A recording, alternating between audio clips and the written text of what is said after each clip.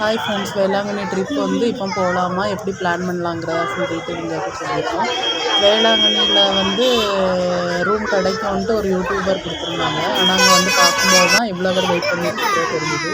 எங்களுக்கே காலையில் 3:30க்கு நாங்கள் புக் பண்ணி எங்களுக்கு மதியம் 12:30க்கு தான் எங்களுக்கு வந்து ரூம் கிடச்சிது. ரூம் கிடைக்காதவங்க அங்கே ஸ்டே பண்ணுறாங்க. ஆனால் இப்படி ஸ்டே பண்ணாண்டா கோயில் பக்கத்துலேயே அதுக்கான கேம்ப்பு போட்டிருக்காங்க. அதுபோக கோயிலுக்கு ஆப்போசிட்டில் வந்து 2 வீலர் நிப்பாட்டுற இடம் இருக்கும். அதுக்கு பக்கத்தில் நம்ம ஸ்டே பண்ணிக்கிடலாம்.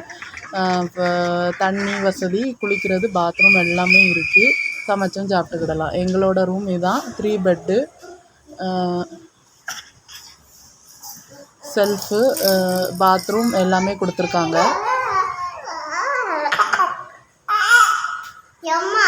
ஃபேனு, பாத்ரூமில் வந்து பாத்ரூம் குளிக்கிறது ரெண்டுமே இருக்குது.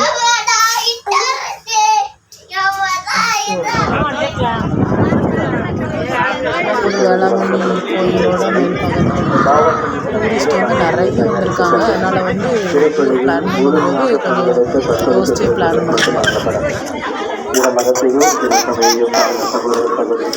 இங்கே வந்து டைமுக்கு தான் திறப்பாங்க. மேலே கோயிலோட மெயின் பாகம்.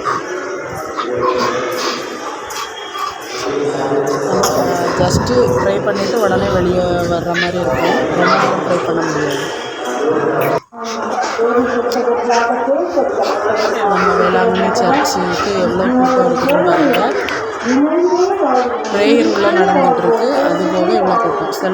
நம்ம செருப்பு வைக்கிற ஸ்டாண்டு வந்து வெளியே கொடுத்துருக்காங்க. அந்த செருப்பை அதில் கழட்டி போட்டுக்கிடலாம். இது வந்து அந்த கோயிலுக்கு ஆப்போசிட்டில் இருக்கிற இன்னொரு கோயில். இங்கேயும் நிறைய பேர் ப்ரே பண்ணிகிட்ருக்காங்க. கூட்டம் வந்து எக்கச்சக்கம் இருக்குது.